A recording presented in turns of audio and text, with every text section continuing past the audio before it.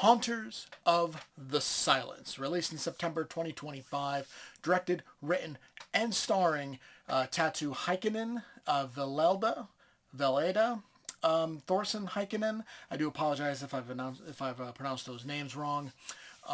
With Velelda on cinematography, Tattoo on editing and sound. This Finnish husband-wife team created this film based on Tattoo's own experiences with sleep paralysis on the shoestring budget of just $2,000. The film has been honored at a number of film festivals, so when Tattoo reached out to me about checking out the film and giving it a review on the channel, I was honored to do so.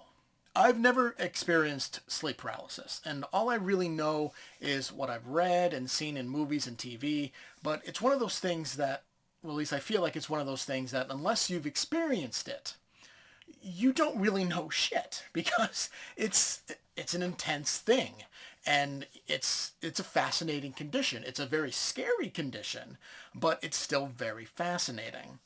Tattoo brings his experience with it to life in a pretty mind-bending way. Dealing with a death, seemingly his wife, our main character, played by Tattoo, he's going through some shit. He's going through a major loss and is feeling lonely, isolated, and what's more lonely and isolated than silence, at least in terms of dialogue. There's not a single word of dialogue uttered by any on-screen character. All we have are various disorienting sounds. We're hearing noises that you just don't really hear in everyday life, and that brings us into the dream itself. It is tough to tell when our main character starts dreaming and is going through the sleep paralysis, though. At one point, motion alarms are constantly going off on his phone, and we don't know if it's real or if it's part of the dream. But once it gets going, it really gets going. They use a number of different techniques in filmmaking to not only show you that we're in a dream, but to disorient you.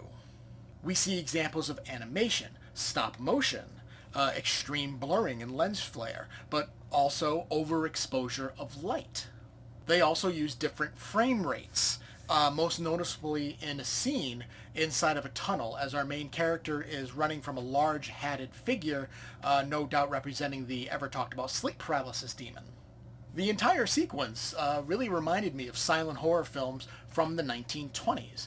Just how it was shot, how the frame rates made it look. It just really made it seem like I was watching a 20s silent film, and that was cool. Sometimes, blending so many different filming techniques can really muddle a film, but that's not really the case here. While you may still be scratching your head because there is a lot going on and a lot to process, blending all of these techniques fits the disorienting nature of the dreams and sleep paralysis of what little I do know about the condition. One of the stop motion sequences features bones, like moving around and creating different shapes and things, and it's both very cool, because I love stop motion, and quite creepy. With that, as well as other imagery, it gives the film a ritualistic sense. And speaking of imagery, they also use still photography. In particular, there's one picture that kind of changes throughout the movie and may even come to life in a way, which adds a whole nother level of creepiness to the situation. With all of the different techniques used, and the fact that there's no dialogue and its disorienting nature in both the many different techniques and the way they use sound, the film is definitely not for everyone, and it can definitely be seen as potentially boring.